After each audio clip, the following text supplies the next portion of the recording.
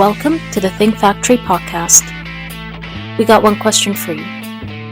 What keeps you up at night?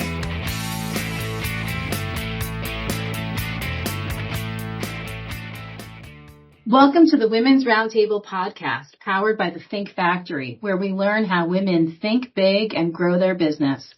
My name is Susan Kleiner, and I'm a partner with Outside General Counsel Solutions, and I am the host of today's episode. I'm happy to have with me here today Donna Hughes, the founder and CEO of Hughes Solutions, LLC. Hughes Solutions helps companies and leaders transform cultures and build high-performing teams. Donna is an organizational leadership coach, former human resources executive, and accomplished attorney with more than 25 years of experience spanning the healthcare, life sciences, and retail industries. Her prior roles include Chief People Officer for Emblem Health, one of the nation's largest not-for-profit healthcare insurers, and its physicians affiliates.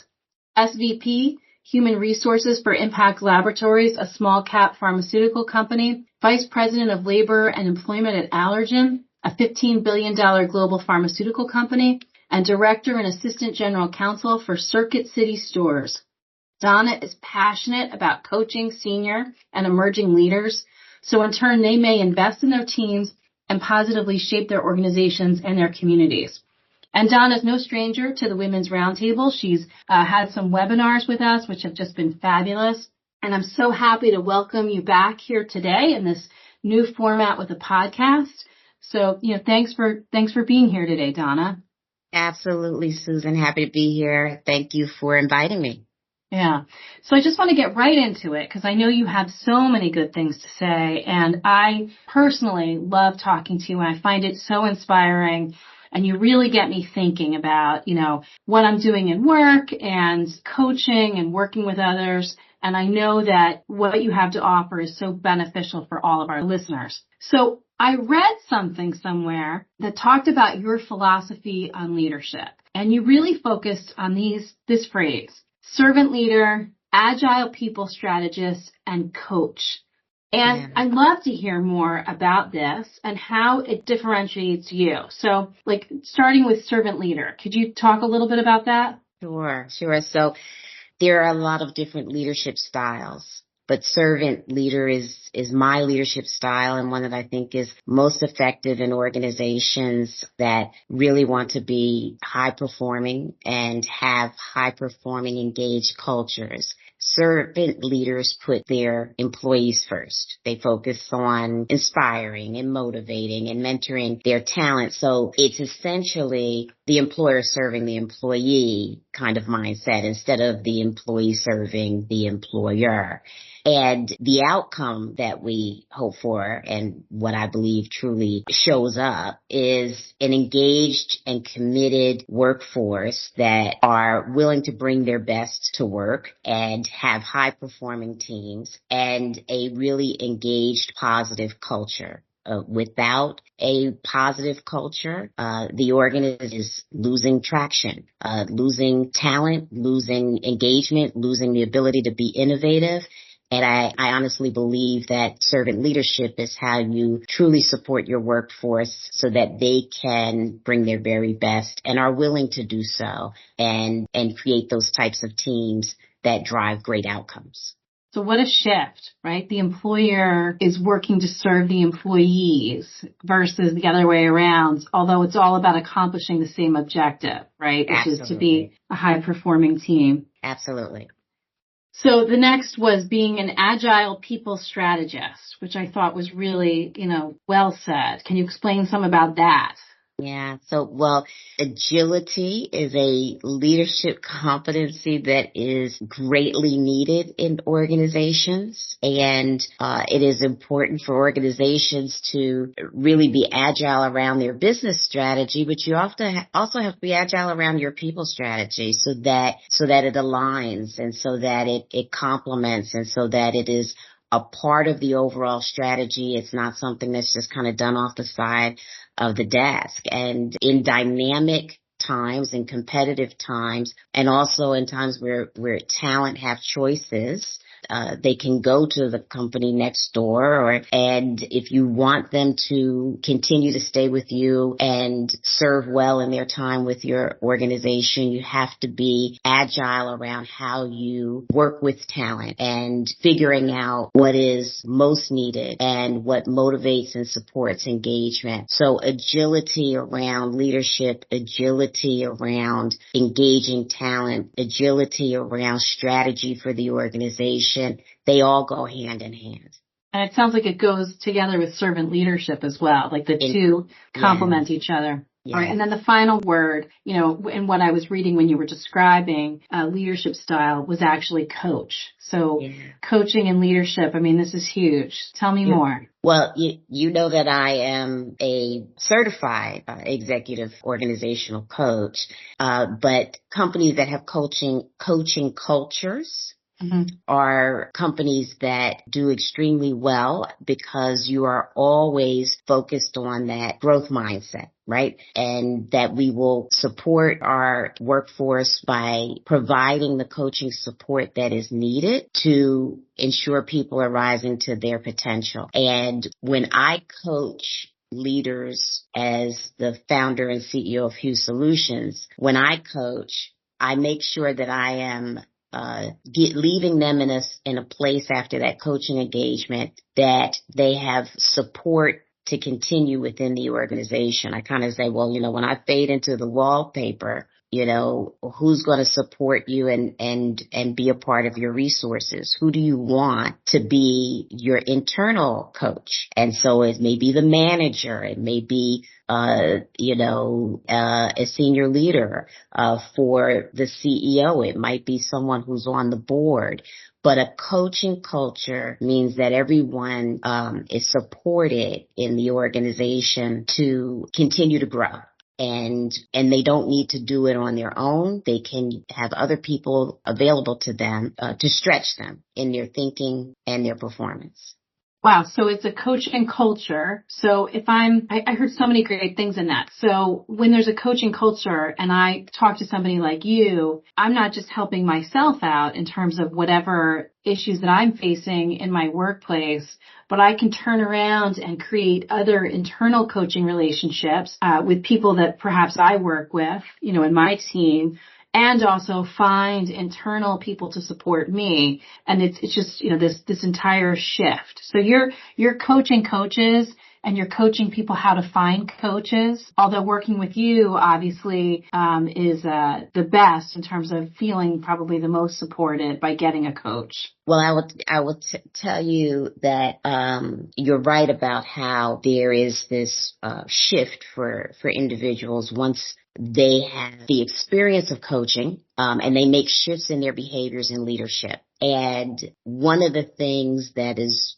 really just insightful and, just gives me joy when I hear a coachee say this to me is that, I not only did I shift my behavior that wasn't serving me, I was able to coach someone else on how to do that as well. I saw someone else who maybe needed some support, and I gave them that support, and I invested in them. I invested in my team. And at my firm, we focus on investing in talent so that they can invest into their team and also in their communities. When you're coached and you learn how to stretch in a different way and you build certain muscle and strengths that maybe you didn't have before, or that you need to emphasize in a particular environment that you didn't have to emphasize in an environment before, it doesn't just serve you just in that four walls, okay? Change behavior serves you as an individual personally. It serves you how you interact with your team, and it also serves you how you walk and navigate your community. And so there could be a shift also in how you show up at other places. It's not atypical for someone to say to me, my husband or my spouse or my partner has said they really appreciate some of the changes that I'm making. And unbeknownst to them, it started out from a career perspective, but that same change in behavior was also helping them in their homes. Wow. So that's so great that you get to know that you're having such an impact on people. What else do you love about coaching? So I really enjoy helping leaders reach a greater potential, both personally and for their organization. And I'll tell you, if I could share with you a little bit about how I got to this journey, because you started out talking about my career. And so a lot of people wonder, well, why would you leave a chief people officer role and launch this firm where you focus on executive coaching and advisory services? And I've always been a confidant, a mentor, and a coach to others, not just on the job, but with family and friends. And for years, friends or former colleagues would sometimes come to me or they would send people to me, complete strangers. Oh, you're considering changing fields. You should talk to Donna. Oh, you're having conflict on the job. Maybe Donna can be a sounding board for you. And I found myself picking up the phone late at night or on the weekends when I already had a full-time job, working some, 12, 13 more hours a day at times. And I had to figure out why was I, so readily picking up the phone. Yeah, and really. And because of course it was a sacrifice to other things, right? Family, sleep, all of that, right? And it was during the pandemic when I did some soul searching, like many of us were doing at that time. And I realized that helping people reach their potential and serve better as leaders and as humans as we navigate this earth, it gave something to them, but it also gave me joy. And it's my purpose. So this is how I serve now. Wow. So that's so inspirational and so great to hear. And obviously we've been talking about, how coaching works. And you just mentioned now when people came to you before you were a certified coach, like I'm having an issue. Mm-hmm. I need to talk to you about this. I'm thinking about switching my career or changing positions. I just wanted to know, when would be the most beneficial time for someone to seek out the services of a certified coach? That is a great question. Leaders seek out support from a coach for a number of different reasons. As leaders, we sometimes have to exercise different competencies to be strong under different circumstances. For example, the behaviors that served a leader well in leading a turnaround may not be the same behaviors that are most needed in, say, leading a culture transformation. So how does a leader make that shift? That's where coaches come in. It's a process of asking powerful questions to drive greater self-awareness, help you analyze circumstances, determines what's working, what's not, and the shifts that need to be made. So often people seek out a coach when they are in a different role or circumstance that may require some shifting. In addition, leaders maybe seek out a coach when they've received some feedback and they want to hone in on certain skills. They're excelling, they're doing great, but they could reach even higher potential if they could focus on certain skills and build them further and strengthen them further. And also people lean into coaches when they are maybe just making changes in jobs, like going from a shift from being a senior leader to a CEO, being a middle management leader who is high potential and wants career advancement. So just preparing for their next moves will often be a time when people are looking for coaches. And then there's also times when people are very, very senior and a coach is helpful because that old adage of it's lonely at the top, that is true. Okay. The more senior you get, the more cautious one is about sharing information about their thoughts and feeling less like a team and more like someone who has, some really daunting responsibilities. So many leaders in senior leadership and at the CEO level have coaches that can be their sounding boards and support on a regular basis and have those relationships not just for months, but for years. I also want to mention in regard to this that my my team and I coach leaders who are often spearheading and driving and navigating major transformation within their organization. And we do that because we know at that time it is desperately needed. There are studies that definitely have determined that a large portion of transformations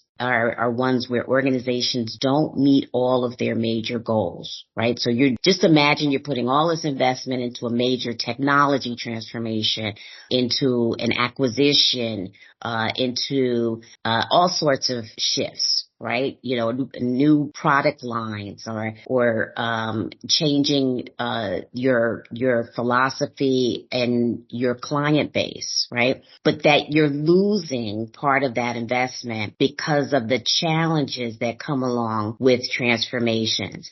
They can, you know, as a lawyer and a chief people officer in major organizations, I've witnessed what, you know, can happen. There's so much going on. You're moving at such a fast pace. There's aggressive targets and a lot can happen in that time period. Everybody experiences change differently. Some people really, really love it. You know, the busier and the crazier it is, the more they thrive. Other people run away from change. And then there's the people in the middle who just feel like their feet are sinking in quicksand. And so you can see things like mental fatigue or silos, breakdowns in communication. Sometimes there's conflict, or, you know, people just struggling to influence to get over the finish line. So while this is happening, the organization is losing engagement and the innovation that's necessary in order to complete their transformations. So coaching can help leaders under these circumstances get out of their own way. And I liken it to if your hand is up and your palm is in front of your face. As a coach, I pull that hand back so that you can see what is really going on, be more self-aware, and focus on the priorities in this transformation and the leadership competencies that you need to exercise in order to execute and really kind of push everything else out of your way.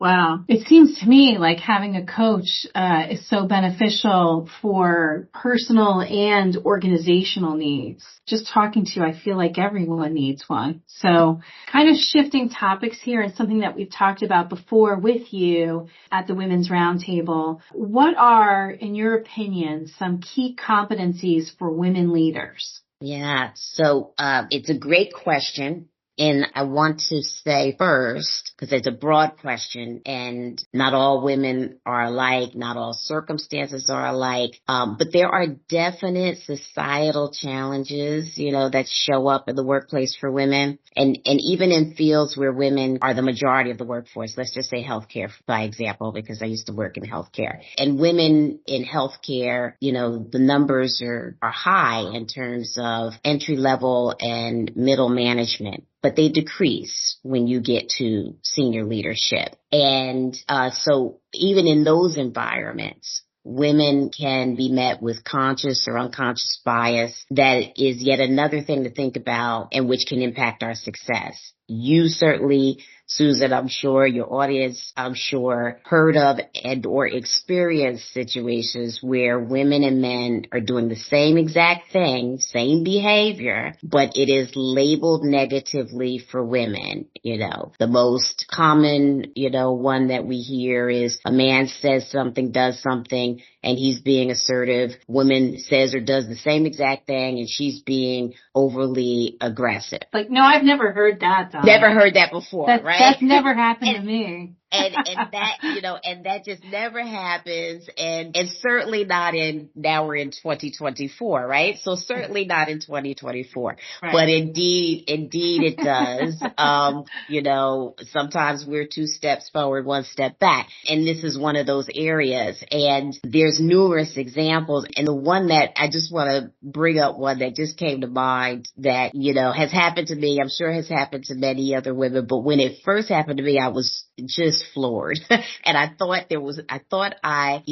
thought that I wasn't recalling what really happened, that maybe, you know, it was a figment of my imagination. Have you ever been in a leadership meeting with mostly men and you offer an idea and people just roll on past it. Yep. And then 5 minutes later, a man offers the same idea, and it is fabulous. Right? I 100%, not only have I seen that, but I read like an article about it, and there's a name for that. Did you know that? It's called heap-eating, which, I did not know that. Heap-eating. So, and yes, 100% that has happened. It has happened to me. I know that there has been certainly we create ways of dealing with these issues. So I know that one of the things that has been helpful to women in organizations is called amplification, right? So if that's going to keep happening in this room, have your allies amplify for you. I think I just heard Susan say something to that effect. Susan, tell us more about that, right? And just keep on amplifying until somebody understands where that idea really came from. I mean, these are some of the things that we face as women in leadership. And the fact of the matter is women in leadership are every bit as effective as men.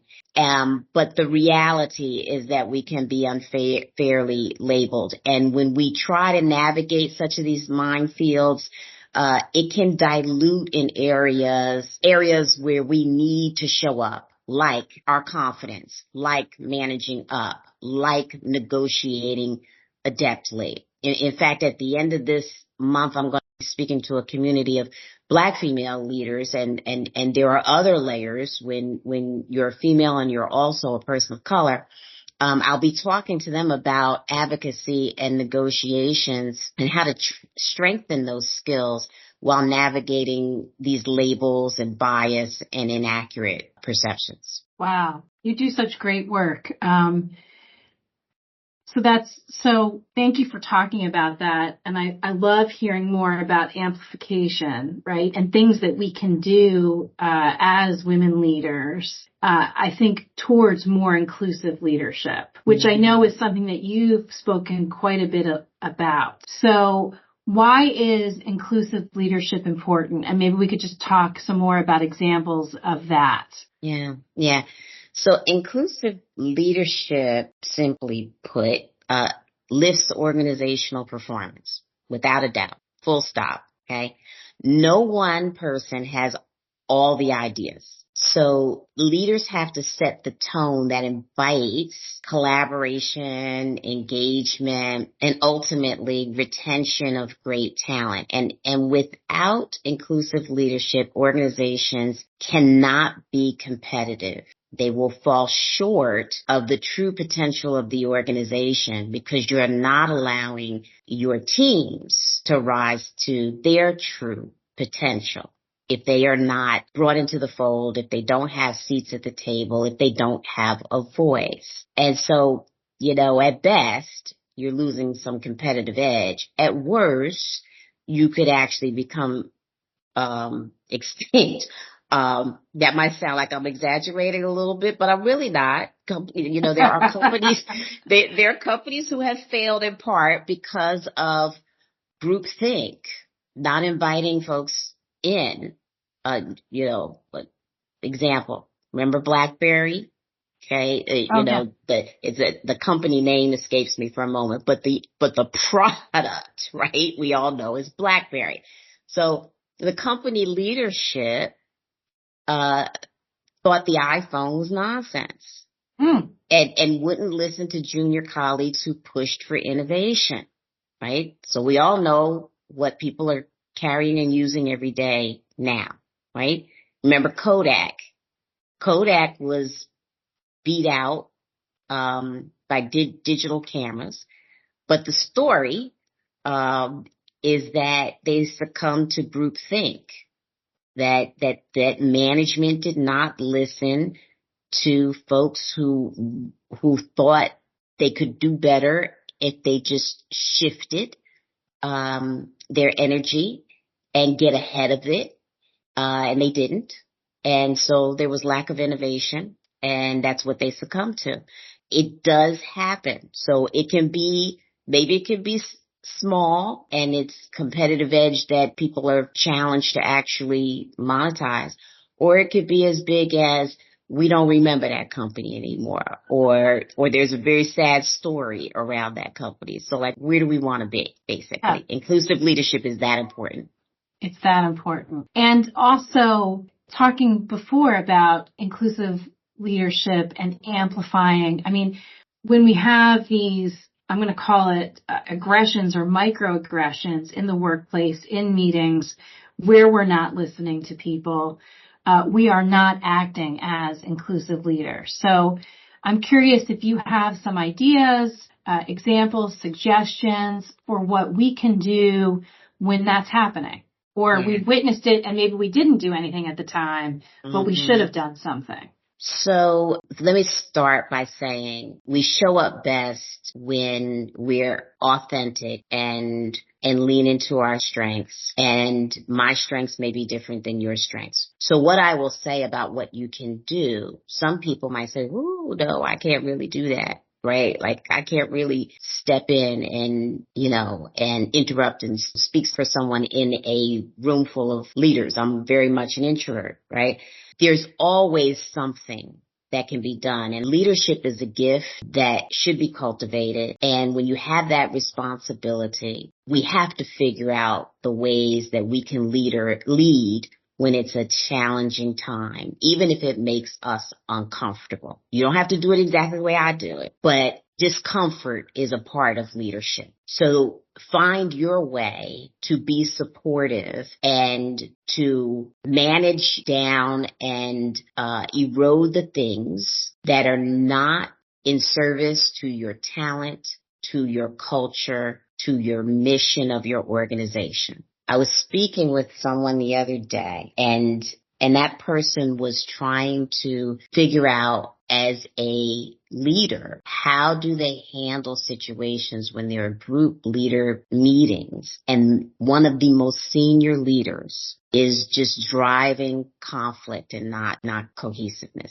Conflict can be productive. We have to have dialogue, but driving destructive conflict, right? And as we worked through it and I asked the powerful questions, she came to a solution on her own that made her feel comfortable, but also made her feel like she was doing what was needed to shift the dynamics in the room as a leader who was junior to this leader, which is to invoke space for the people who could not be heard and speak up in that moment and ask for others to give their opinion. Don't have to be rude. Don't have to tell Joe that he's sucking up the room. Don't have to tell Joe that he's wrong. But you can say, I haven't heard from Sarah. And yesterday, Sarah said something really great in a one-on-one. Sarah, can you tell the group about it? Step in that space and give room for other people. That's one way that we can address things. Another way is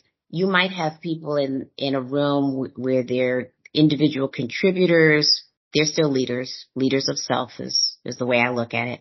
But, there's a power dynamic when there's senior folks in the room and maybe someone's not ready yet to speak up, right? As a leader, you notice that. Maybe after the meeting, go to that person and say, did you have anything on your mind? Anything you wanted to contribute? Is there any way that I can help you and support you in collaborating? Sometimes people just need to know that you notice that they are there. And that just because they are a quiet or pensive person does not mean they don't have something to contribute. Bring in the people who are not necessarily the loudest in the room. The loudest in the room can sometimes squash the greatest of innovation. Wow, that's powerful. And obviously, these situations that you're talking about are perfect for coaching. This is precisely why it can be so powerful and important to get a coach so that you can have these conversations and say, hey, I noticed this. What might I do differently? Or what might I do to be more inclusive, to amplify voices, to